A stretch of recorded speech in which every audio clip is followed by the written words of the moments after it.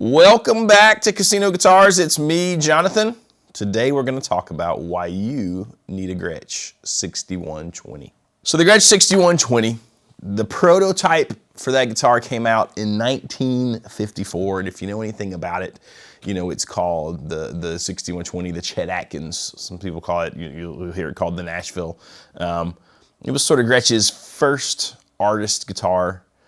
The prototype came out in 1954. The first ones went into production in 1955.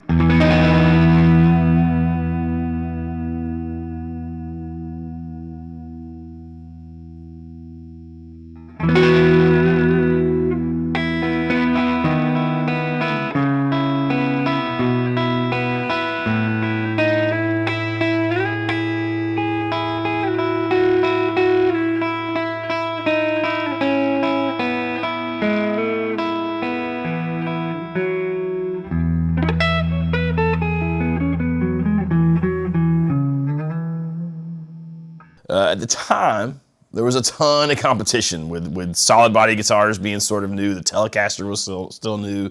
The Fender Stratocaster was going to come out in '54. The Les Paul is out. So Gretsch, you know, being known for their hollow bodies, they sort of needed something to bring players back around to their brand. And the answer to that was signing on Chet Atkins, who was sort of a obviously well-known guitar player, big session guy in Nashville. And so they sent him the prototype. He signed on, he loved it. He did make some changes because the initial ones, they had all the big, like the G brands and the sort of different, what the folks in New York with Gretsch thought were country aesthetics. So eventually, you know, Chet sort of pulled back on some of that stuff.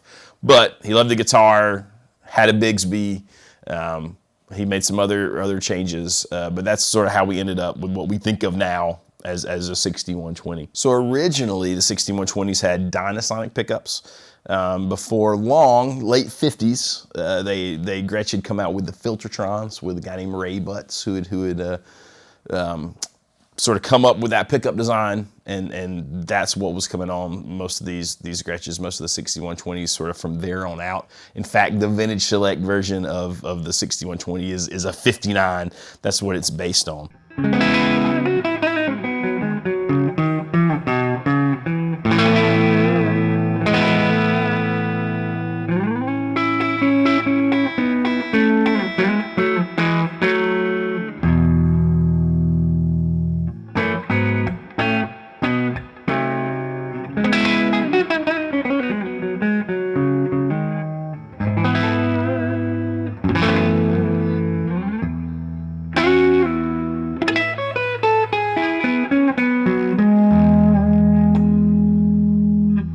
If you know much about the Gretsch sound, it's got a twang to it that's different than like a Tele. It's different than a Fender twang or what you might think of as sort of like your traditional country twang.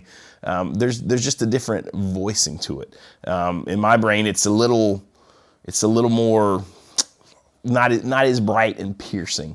The hollow body nature of the 6120 obviously gives a different vibe too. There's not as much sustain, but there's a great sort of, like, warmth is almost the wrong term, but there's a really woodiness to the tone. And because of that, it works really great clean. It's a really cool overdriven sound. It's different than like a PAF style humbucker. It's different than a single coil. It does its own thing. It stays really articulate.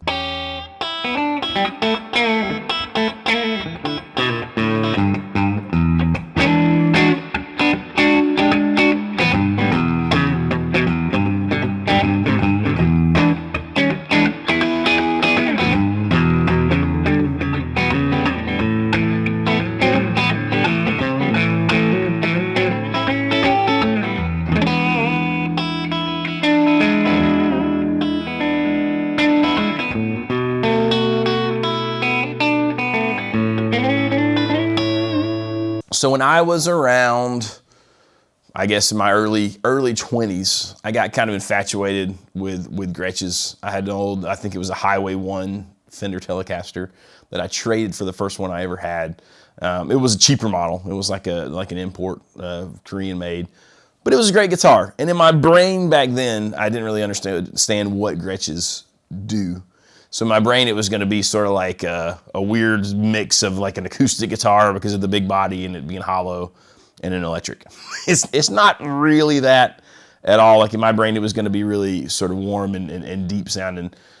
But Gretsch's they have a brighter sound. They have a twang to them. And at the time, I was playing a ton in churches. And Gretsch's are really popular in that sort of worship world. And I think the reason why is they handle effects so well. And it's because of the clarity in those pickups. You can put a lot of reverb. You can put a lot of delay. And it just works. It sounds amazing. It sounds amazing with sort of like low gain overdrive. And then if you want to rock, think like AC/DC. It still sounds amazing. So Gretsch's, the cool thing about him is you might think rockabilly. You know, you might think Brian Setzer. You might think Dwayne Eddy or Eddie Cochran. And obviously they do that. But then you could think things like The Who. I Won't Get Fooled Again. That's Gretsch 6120 sort of tone. Obviously, Brian Setzer comes along later, does the Stray Cats, and kind of has a resurgence of all the rockabilly stuff. There's folks like the Reverend Horton Heat, all playing these guitars. But I think in a lot of ways, they're a lot more versatile than we give them credit for. So if you're looking for something different, like you maybe don't want single coil sound, but you don't quite want Les Paul or 335, try out a Gretsch.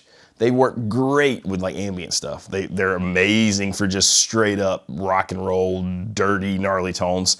They actually sound pretty awesome with fuzz.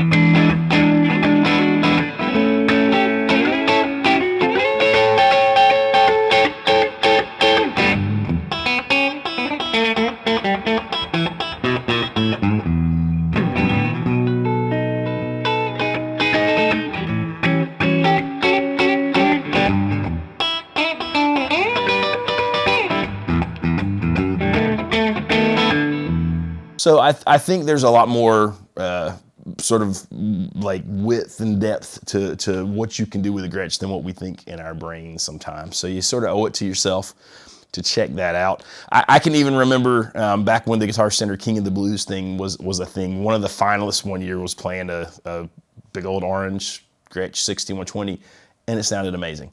And those are all things that sort of, pulled me into it. But since I've got that first sort of cheaper Gretsch, then I went on to buy quite a few of the professional models and actually really loved them. I have a Falcon now. I'd love to have a 6120, but if you're looking for a place to jump in and you want to go with the professional collection, you can't go wrong with the 6120. There's the Vintage Select one. There's sort of the Pro Player Series with a little more modern offerings and all sorts of things in between. Thinner versions that aren't fully hollow, that have center blocks. So check those out. Anything from Chet Atkins to Neil Young, or even I think of things like the Rival Sons. You could do those kind of tones with fuzzy stuff. So, and I almost forgot one of my favorite is Mike Campbell from Tom Petty and the Heartbreakers. Lots of cool Gretsch stuff on their records. You can see him playing a 6120 in different Gretches a lot, having the Filtertron sound.